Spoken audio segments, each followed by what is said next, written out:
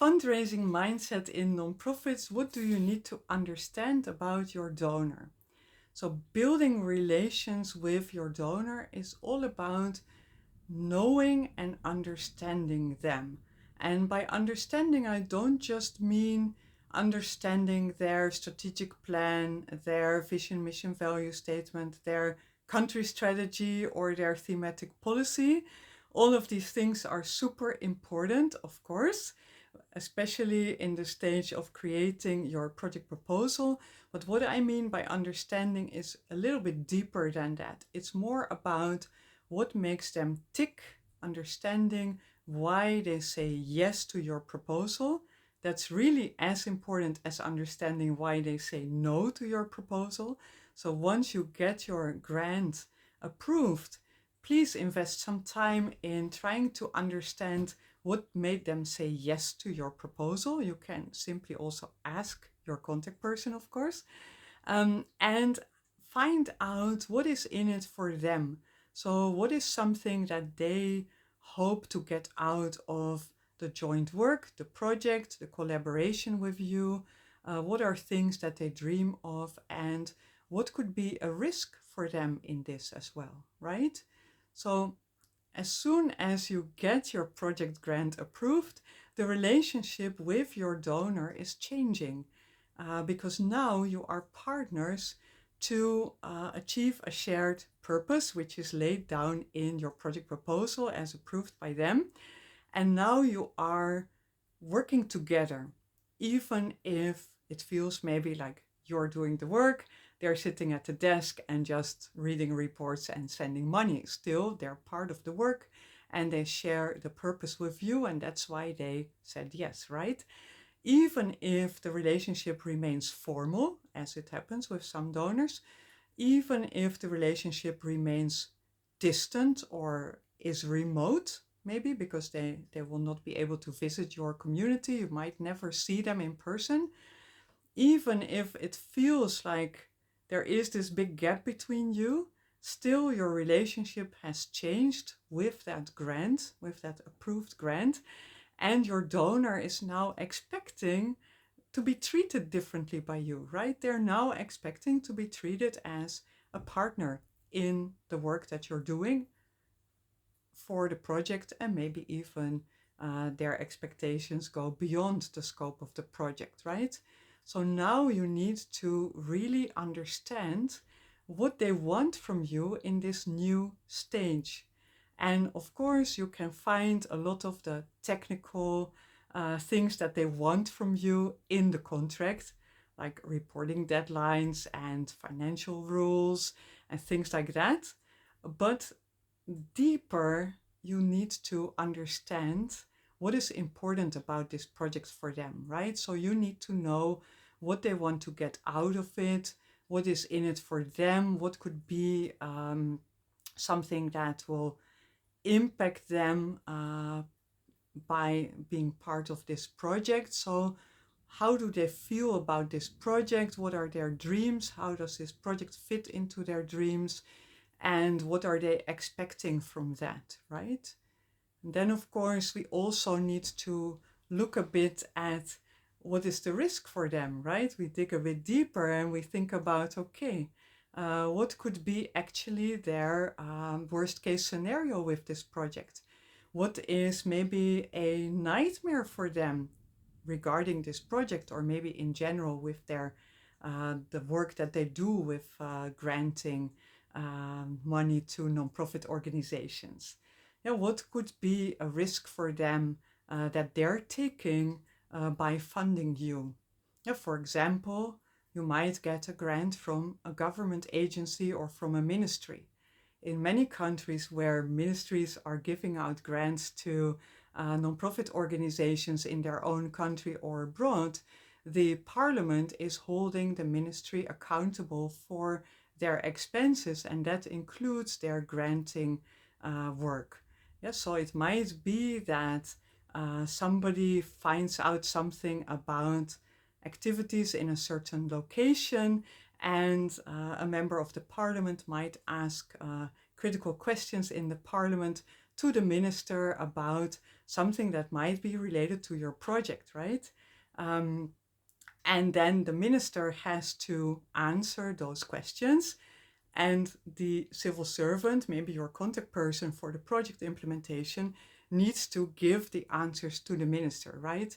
So that could be a nightmare scenario for your donor, to be like exposed in the parliament with critical questions from a member of parliament and having the hassle of needing to answer questions, finding answers, and so on and so forth, right? So that's good to know if your donor, by working with you, is taking a certain risk and what that risk is and what that might mean to them in reality if that risk will occur, right? That's important to know, because then you can sort of help them navigate these risks. And if the risk occurs, then of course you can understand that it is very impactful for them, and you can do everything within your powers to help them find acceptable answers and data and be open and honest to other people who might approach you for certain information about the project implementation. I'm Suzanne Bakker. I'm a nonprofit operations strategist. And in this channel, I talk about everything at the back end of your nonprofit organization, such as finance, admin, management, HR, contracting, fundraising, and more. If that's what interests you, or maybe if it's what scares you or confuses you or what bores you, then I invite you to subscribe to my channel so you will be notified whenever a new video drops, and you can keep up to date with everything that I can share with you. If you prefer reading, I invite you to join my weekly Monday and Thursday messages with stories about nonprofit operations and strategies. Let's dive deeper again. We looked at the risks, but also let's look at the unexpected successes. So, do you understand what could be a great side effect that your project could create that could have a positive impact on your donor? And what could that positive impact be? What would be a success that they are really not expecting, that would be beyond their wildest dreams?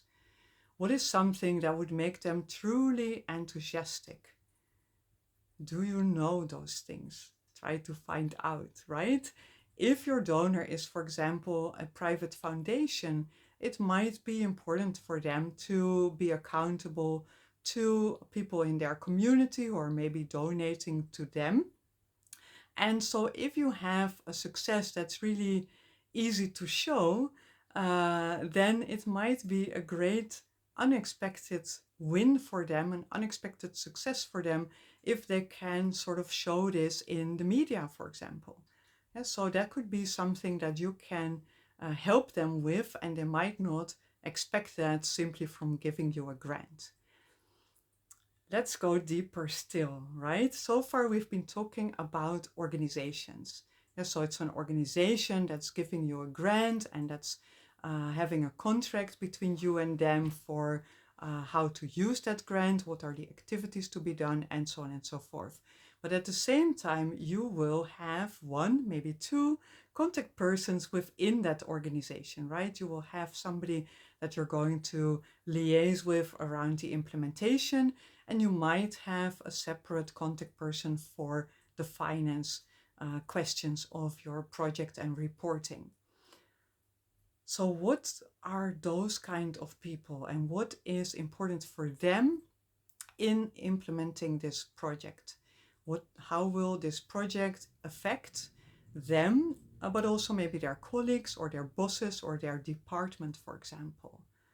Yeah, you can imagine that organizations that have a lot of grantees, there might be persons there that have a lot of challenging grantees, right? Maybe none of their grantees are reporting on time, or maybe all of their grantees are not paying attention to the financial rules that are stipulated in the contract, for example. And it is possible, of course, that one of their boss might have said, like, yeah, if you can't manage your grantees, then sorry, but then you might have to go, right?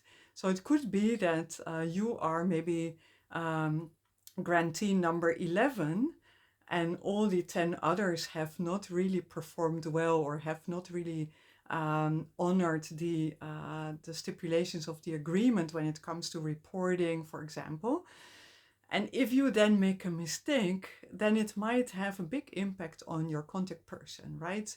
We don't know what's going on in their lives. We don't know what's going on in their work. And so we don't know if it will impact them or not. But if we are aware that there might be consequences for the people that we're liaising with, then it might help us be more motivated to pay real attention to deadlines, to following the rules for finance reporting, to check and double check and triple check the formulas, the calculations, to triple check also all the documentation that you're sending, and so on and so forth, right? We can never avoid 100% mistakes, but if we know that a little mistake on our side can have a big impact on somebody that we're working with, because they are the contact person in our donor organization, then we might be more inspired and enthusiastic to really contribute to making their lives easier as part of our relation with them, right? So that's one thing to keep in mind. And so let me just check for one moment. I said everything I wanted to say. So now you're thinking like, but how can I find this out, right? Nobody that I meet in the first minute is going to tell me like, if you don't report on time, I'm losing my job, right? Nobody will tell you that in the first meeting that you have with them. And so it might be hard to know these things, right? But it all starts by investing in building a relationship, investing in communication as the basis, as the carrier of the relationship, and investing in being open and honest and transparent yourself, right? So it starts with what you can do to set the standard for this relationship by being proactively communicating about what's happening in the project. Even if there isn't a formal reporting moment, you might send an informal email update, for example, or you might share an electronic copy of a publication that you've just created in the frame of the project, even though you will add it as an attachment or an annex to your next report. Right? You can invest in this relationship by proactively sharing what's going on, and not just the good stuff like the publications and events that have been happening, but also about maybe the challenges that you face, or maybe the delays that are happening, or maybe external circumstances that you need to navigate and that are a little bit difficult to answer to, right? So also be open to your donor about those things. And of course, share it if you have an unexpected success, or if you feel that one of the risks that you've identified might appear soon, right? So it all starts with you giving or setting the standard for how you would like this relationship to be. And that is an invitation, very indirectly, of course, for them to join you in also being open with you. And as part of building this relationship, of course, you can ask them about their dreams, about why they said yes to this, about what is important in this project for them in light of their country strategy or a thematic policy or strategic plan or any other document that they have, or maybe at the level of their vision and mission and values. And so ask them those things, and if you get going, if you are able to build a good communication with them, then you can also ask them like, okay, I appreciate that maybe there are some risks for you in working with us in funding this activity, or in supporting something that's targeting that community. And if there is ever anything that you'd like me to take into consideration in relation to that, please let me know. Yeah, or if I could help you to navigate at your end sensitivities maybe around funding certain activities, right? So that could also be a next step in your communication in the relations that you're building. And one example that I want to share with you is that, you know, these are things that you will get them wrong sometimes, even with the best intentions. So I once joined a team, and there was a big donor and I didn't know them. So I said, hey, I can come and visit your office. Then we can say hi to each other in person and we can get to know each other and we can talk about how we're going to do this together. And then they told me something that I will never forget because it made a big impression on me. And that was that they said, please stay away. Funding your activities is very risky for us. And we are in enough trouble as it is, and we cannot be seen with you in public. And then I realized that funding our activities was a risk for them, not only at the organizational level, but this risk was also perceived and felt by the people that I needed to liaise with for reporting and discussing the project implementation.